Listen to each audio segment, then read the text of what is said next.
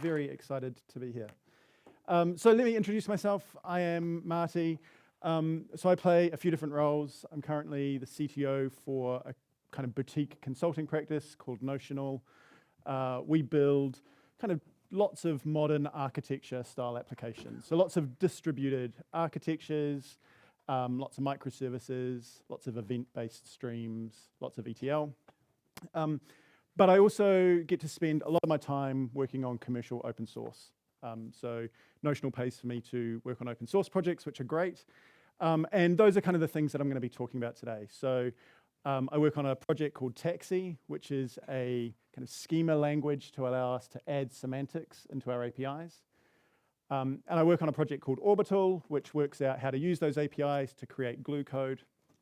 And a long time ago, I used to work on a thing called Swagger Spring, which was a way of kind of looking at the code that we write in the Spring ecosystem and generating API specs from it. And that's kind of just like a long-winded way of saying, I've spent a long time in my career thinking about APIs, how we build them, how we consume them, how we document them, how we publish them, how we stitch them together, how we break them apart. And I've kind of had this recurring question that started popping up a few years ago, which was, if we're putting all of this effort into building machine-readable specs, and it doesn't really matter the flavor, but if I'm writing OpenAPI or Swagger, or Protobuf, or Avro, or RAML, or SOAP, if we're building these machine-readable specs, why aren't the machines building the glue? We write this stuff so that machines can read it, and inevitably we give it to another person who looks at it, writes a bunch of glue code, and sticks it back in a machine. And that just feels like a bad deal. And that's kind of what I want to talk about today, which is building API integration layers that can build and repair themselves. So before we get into that, I'm actually very excited to announce a different startup that I'm launching here today, which is a place that allows you to buy meat pies via mail order. So you come onto our web service, you put in an order, we'll cook a meat pie, stick it in an envelope, and send it to you. In 6 to 8 weeks, you get a meat pie. So we're calling it shopperpie.com. And we have a nice modern architecture behind Shopperpie. So we've got our product API, which is a place, it's kind of pies as an API. We've got our orders API, which lets you buy a pie via API. We have our customers API, which is a place for the girls and guys who buy pies via API. And then we have our reviews API, which, if I'm being honest, in beta testing, there's been some honesty challenges with, and it's kind of devolved into a place where the girls and guys who buy pies via APIs tell lies about the pies they buy. But this is shopperpie.com. We're very excited about it. And we have we have our kind of nice, clean architecture. And we've got these OpenAPI specs that describe everything that's going on.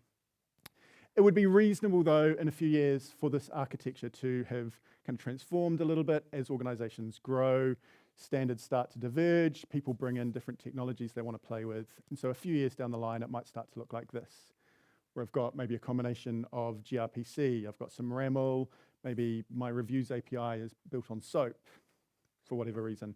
But I've got like a mix and match of different API standards in here, but they are all machine-readable specs. But the reality is that there comes a point in these architectures where, in order to get stuff done, I've got to write some glue. Getting stuff done requires glue in these architectures. So let's take, for example, my web app that I want to build. So you can come to me and you can buy a pie so we can cook it and send it to you. My web app needs to talk to all of these different services. I need to show you a list of the different types of pies that you can buy. You need to be able to put in your order. We want to track some customer information, so we've got to talk to that one, and we want you to be obviously able to put in your review. And what ends up is a whole lot of glue sitting inside my web app. Now, it might be that I don't want to write it all in my web app. We might adopt a different pattern, like stick a backend for front end in front of it. So the actual glue code's not sitting inside my JavaScript, TypeScript project. Maybe we've got some kind of, maybe a GraphQL backend or like an API gateway. But really, all we're doing there is just moving the glue from one place into our stack into another. We still have to write this glue code to stitch everything together. If we look at another example, I've got the serverless function that I want to create. So Whenever you do buy a pie with us, we can send you an email congratulating you on your choice. And so we have this event that our orders API pops onto a Kafka topic. So it's a nice protobuf message. So our serverless function is going to connect somehow to Kafka. And we've got to deal with all of the protobufness of it and decode it. But when we look at the message that we're actually consuming, it's a little bit, I mean, there's lots of IDs in there, but there's not a lot of information that I actually need to send an email, right? So I've got an order ID, I've got a customer ID, I've got a collection of product IDs, and I've got a price. So if I want to actually construct and send an email, there's a bunch of stuff that I have to do. I need to connect to the product API to pull down the names of the types of pies that you've just bought. I need to connect to our customers API to get your email address and your first and last name. And I've got to connect to the reviews API to include what other people are saying about our pies. Again, it's a whole lot of glue. So even though we've kind of moved from request response to an asynchronous pattern, there's still a lot of glue code in there, right? We haven't solved that problem. And again, maybe I might deploy some kind of event enricher thing that goes there, or maybe I might shift this obligation up to my order producer, my event producer. But I've still just got a bunch of glue code. So let's talk about that. Let's talk about glue and why it's bad. Getting stuff done requires glue. This thing keeps falling off. Getting stuff done requires glue. That is a problem for us because it is time consuming. This glue code that we write, they're not features, they're not the things that we're in the business of doing. We here at Shopify are not a glue shop, we are in the business of mailing pies, but we're spending a huge amount of time writing glue. It's low reuse. The stuff that we build typically doesn't get reused from team to team, and it breaks all the time. Whenever a team makes a change, the glue breaks. Let's dig into that. So writing glue code takes time. Why is that? Well, before I can even open up my API and start writing the glue code, there's a huge amount of stuff that I have to do. So right now at Shopify, we're early. We've only got 4 APIs, so I can hold all of that in my head. But we're going to take on some sweet, sweet VC money, and further down the road, we're going to have hundreds of APIs. And so all of a sudden, when I get assigned a ticket to work on, before I can even start, I need to track down the API that has the information that I need to get, or the capability that I need to consume. So before I'm even kind of out the gate, before I've even opened my IDE, there's a huge amount of work that I have to do. I've got to find the right API, find the team, read their API specs, maybe read their docs. Hopefully everything just works. But before I've even started, there's like this massive archaeology journey that I need to go on to find the right API. Once I have it, then I've got to generate some client code. And there's great tooling out there for this, but more often than not, it doesn't work kind of first shot. You got to do some, the clients that they generate require some work. Plus, I've got to think about now, well, what dependencies is that pulling in? Have I got the right Kafka version? What did that pull in? Now I've got some kind of Maven dependency transitive hell purgatory that I've got to fight my way through. So there's a whole chunk of code that I've got to write before I can even send a message. And then I've got to think about how do I orchestrate and sequence these calls. So maybe the team that are storing reviews aren't using the same set of IDs as the team that are storing products. So I've got to resolve some IDs along the way. So I've got to think about how do I sequence these calls, how do I orchestrate them together. And that's just for one API call. My web client in Shopify is talking to 4 different APIs. My cloud function is doing the same thing. So I have to repeat that journey for every single API that I'm talking to. And that's just the functional stuff. I need to think about the non-functional stuff like observability and caching and retries and blocking. Am I going to run out of threads if I'm doing this at scale? What about testing? What about parallelism? Can I do this in sequentially, or can I do this? There's a huge amount of stuff that I need to think about. And so that's hard work, right? Writing glue code takes time. And if there's one thing worse than something that takes a long time, is the fact that we do it over and over and over. So glue code often isn't reused. If we think about our back-end for front-end team and our serverless function team, the chances are the work that the back-end for front-end team did wasn't kind of like neatly reusable for the serverless function team. They didn't produce any artifacts that makes their lives easier. So we have this arduous amount of work that we had to do that we now have the benefit of doing over and over and over. And the net result, and all of the work that we do to create it. So we have to, the glue code isn't often reused, plus all of the work that we had to do to create it. And the net result is that we have tightly coupled our enterprise together.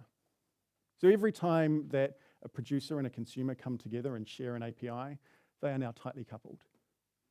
I can't, as a producer, change my API without the consumer breaking. So changing producers breaks consumers. And this is how we end up in things like the great API versioning Olympics that happens every 4 years, where we debate whether we're going to stick a version in the URL or whether we're going to stick some header information in. Like we go through a lot of hoops to get around to the fact that when producers create APIs, they become tightly coupled to their consumers, which makes changing them hard. The worst thing about this is if you are lucky enough to create an API that becomes massively popular, the more popular you become, the more expensive it becomes to change. Because whenever you change your API, all of your consumers now need to change. So there's this like horrible paradox of success, right? Which is the more popular APIs that we have, the more expensive they are to change. And so we tend to maybe create version 2. And now I've got 2 sets of APIs that I have to maintain because some people just wouldn't migrate.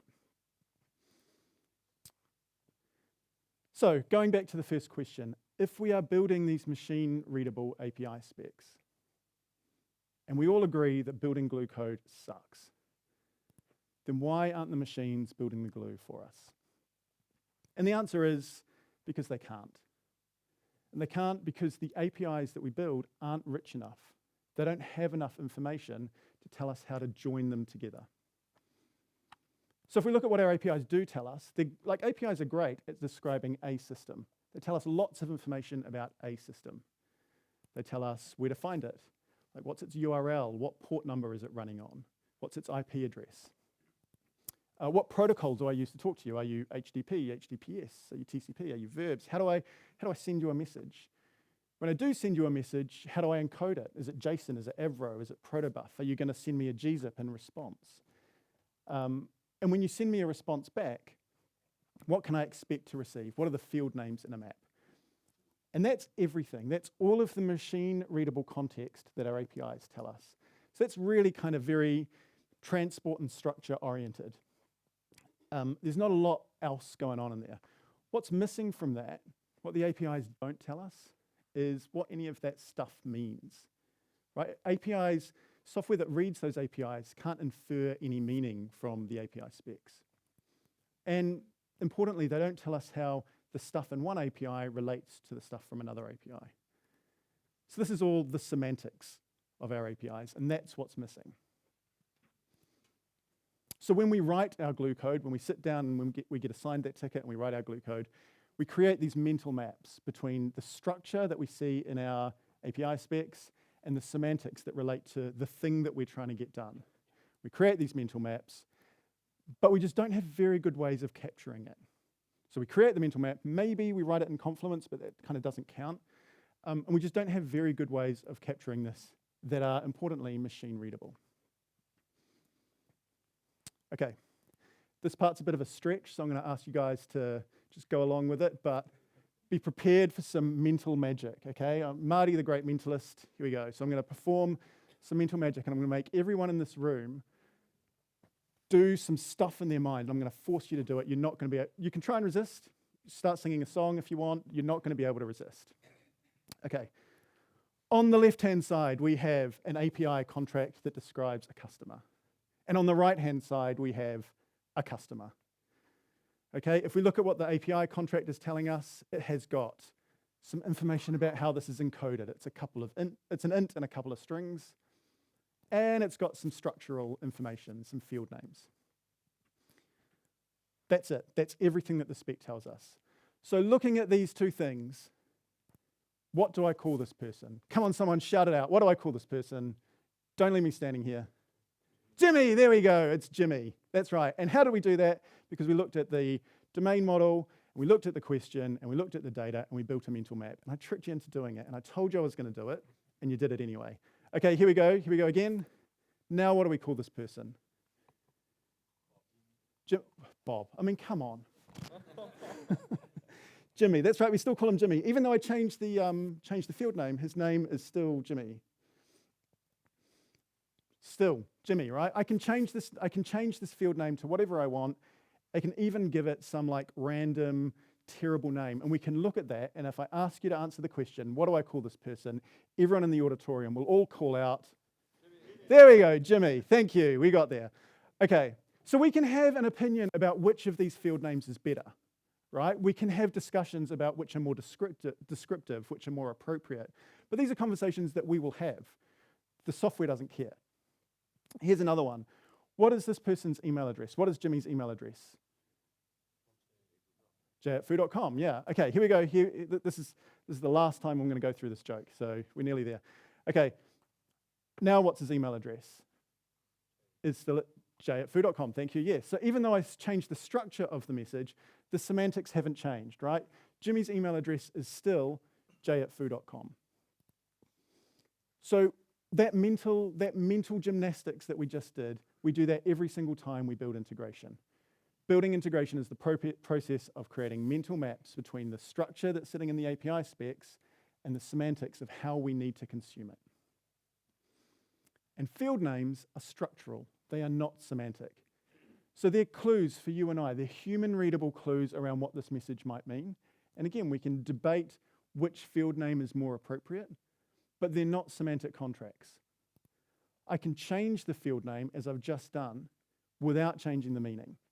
So all that changes when I change the field name is the mapping that we have to perform. And in fact, if I do change the field name, even though the meaning hasn't changed, the decoding will break.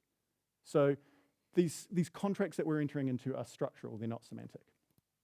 Here's another example, kind of slightly richer. I've got 3 different systems, one that deals with customer information, one that deals with credit cards, and another one that has balances. 3 different API contracts, 3 different blobs of data. And if you squint and look a little bit, we can start to see some relationships appear. We can see that the ID field from customer is the same bit of information as the customer number from cards. So these are 2 separate systems. One lives in a database, maybe. One lives in a REST API, encoded in different ways, described in different formats, but the same bit of information. Likewise, the card number from our card model is the same bit of information as on our balance. Different field names, different systems, different ways of capturing and recording this, the same bit of information. Unfortunately, our API specs have no way of communicating that these things are related, even though they clearly are. So really, this is what we want to be able to say. That the ID that lives in our customer model is not just any old integer, it is a customer ID. It has some semantic value that goes with it, right? It belongs to a semantic contract, which is different from the way that you encode it, which is different from the way that I talk to you to discover it. This is the semantic meaning of it. So the customer number on the cards model has the same semantic meaning. This one lives in a database, that one came from a gRPC call, right? Same bit of information. It's how these 2 APIs relate. Same with our card number. And so really, this is kind of closer to the contract that we need if we want to be able to start to be able to build these systems that talk to themselves. And that's what Taxi is. Taxi is a way of us creating, as formal contracts, these semantic ideas. We create them as standalone entities that just describe that a customer is not just any old integer, it is a customer ID. So Taxi, a nice open source thingy, lives up on GitHub. Go and grab the code, give it a star. But it is semantic metadata for APIs, which is basically a fancy way of saying this thing is the same as that thing. That is the goal of Taxi, to allow us to say in our APIs, this thing and that thing are the same. So where API specs tell us about transport and structure, where are you, how do I talk to you, how do I call you, what will you give me, the where and the how. Taxi focuses on semantics. What does this mean? What is the relationship between this thing and something else?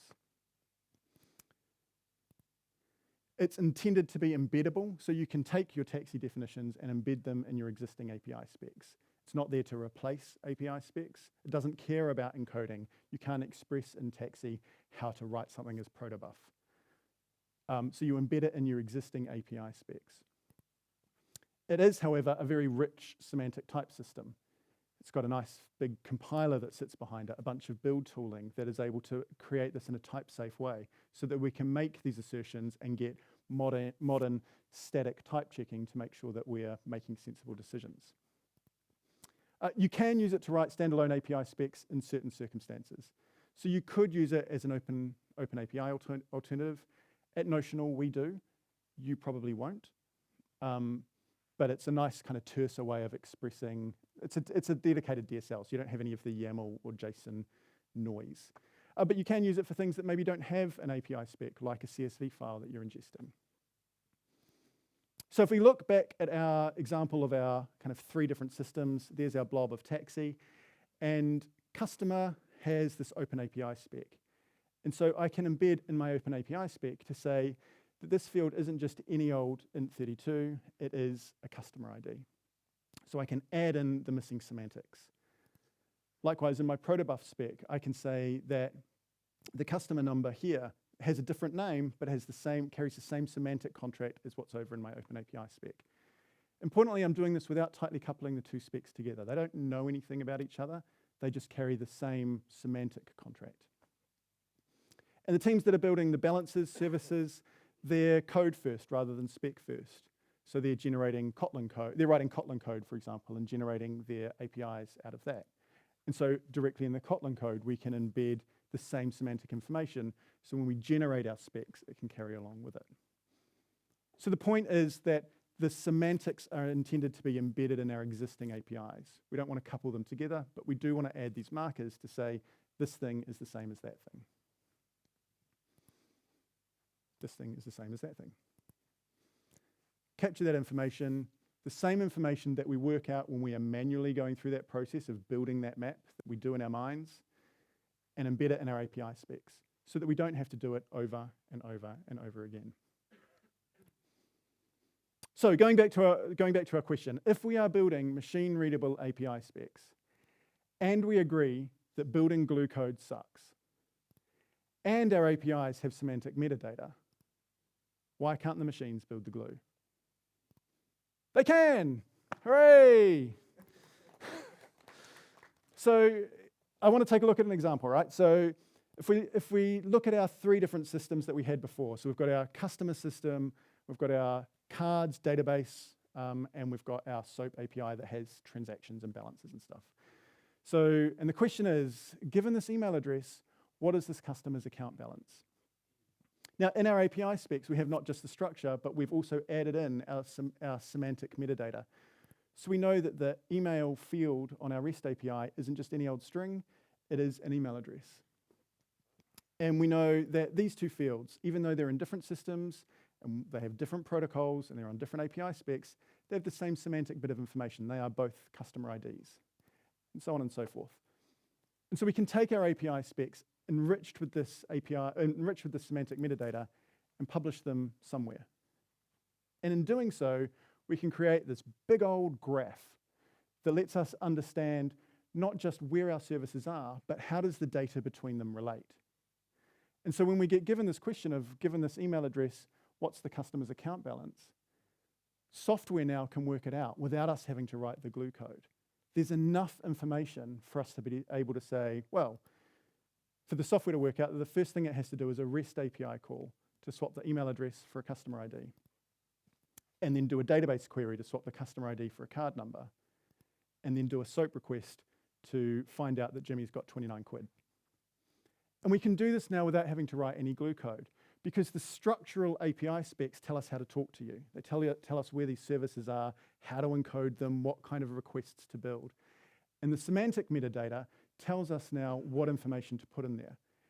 And then we can use this graph to work out and build a path from one thing, from the thing I know, like Jimmy's email address, to the thing I want to find out, which is his account balance. And all we have to do is ask the question, which is, given this email address of jimmy@foo.com, what's his account balance? And that's TaxiQL. It's the other half of Taxi, the query language that goes with it.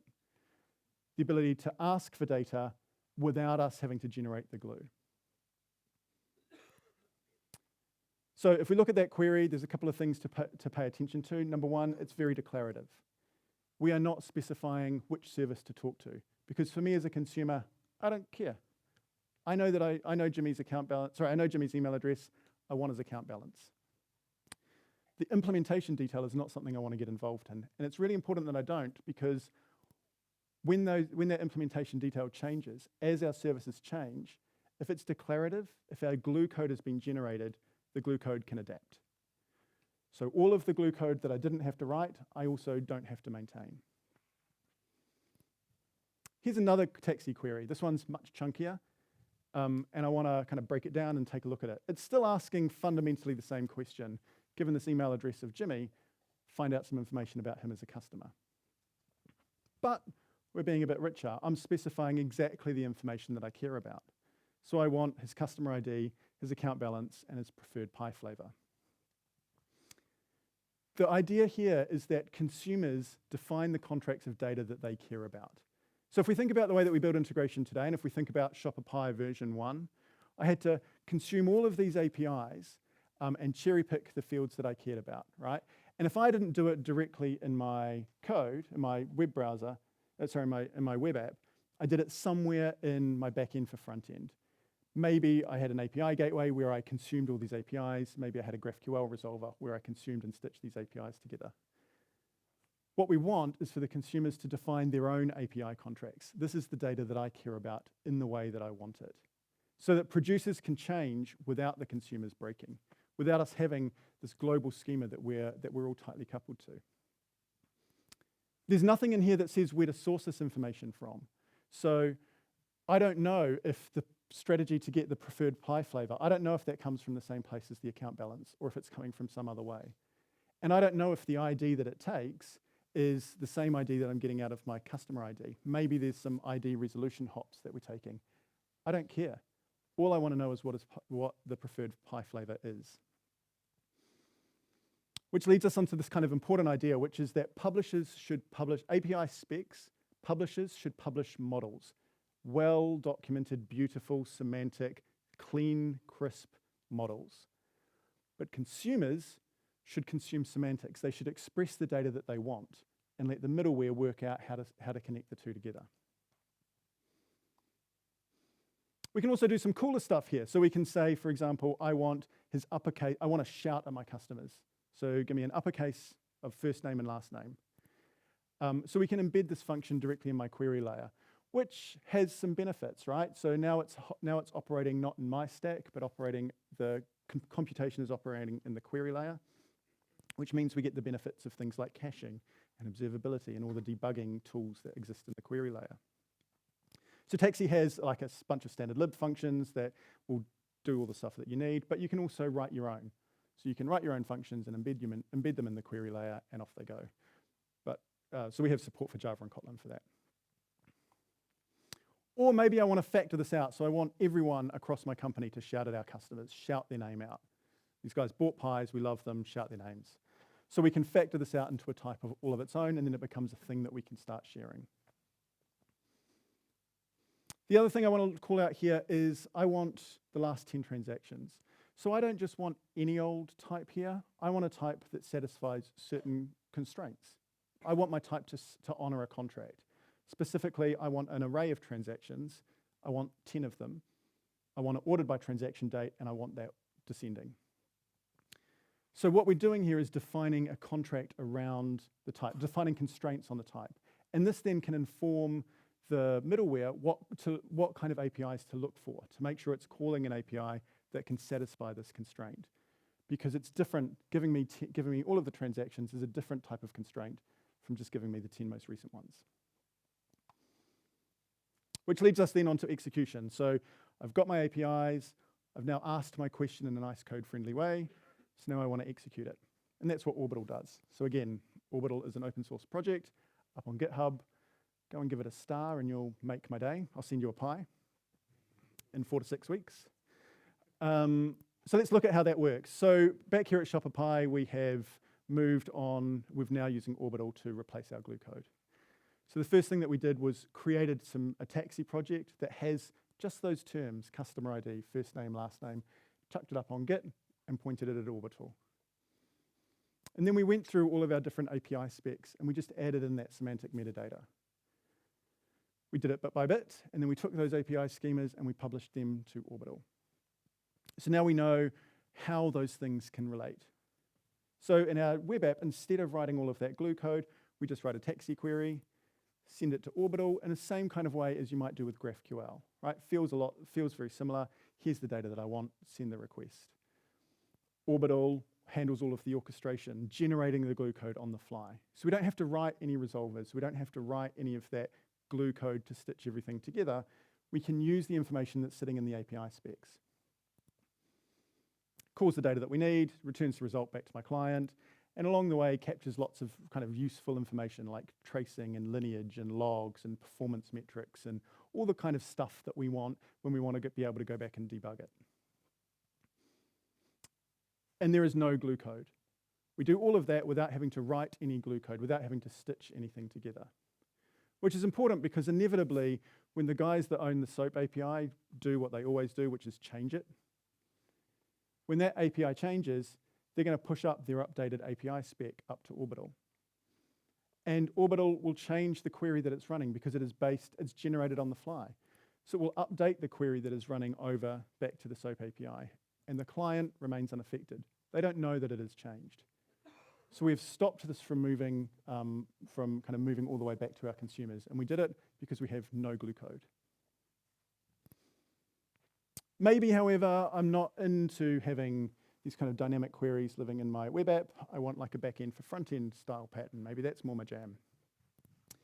Which is fine. We can take that same query, check it into Git, and expose it as a API.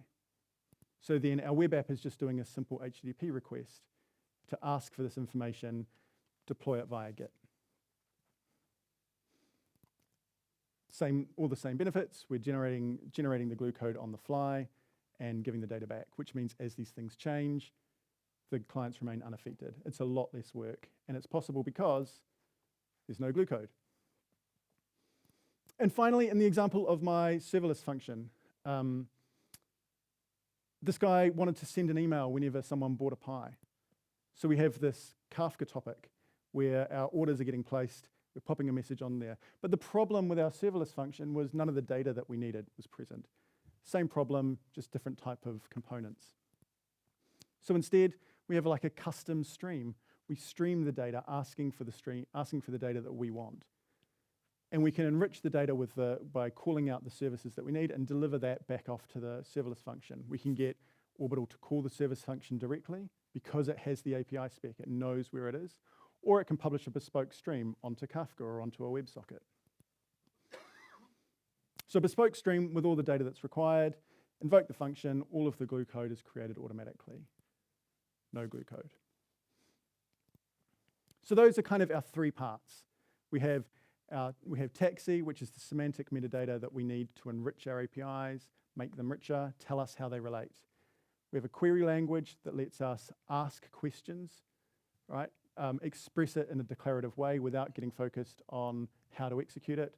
And then we have an execution layer that takes those two bits, sticks them together, and generates the glue code. I'm a solid 10 minutes ahead of when I did this in my last practice. Summary. So, glue code, it's time consuming, it's not our core business, it's not what we are here to do. It is a thing that we do over and over and over. It has low reuse, and it's low reuse because it is so context specific. It is very difficult to produce integration that is easily shareable. So as a result, we produce it over and over and over. And it breaks. It breaks because it tightly couples our systems together. So instead, make the machines write it.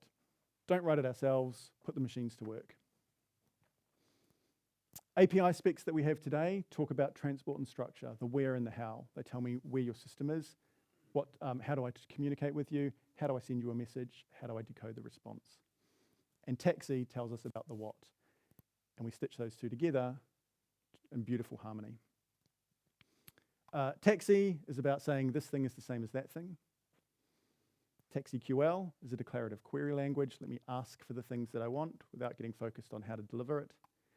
And Orbital is automated glue. That's it.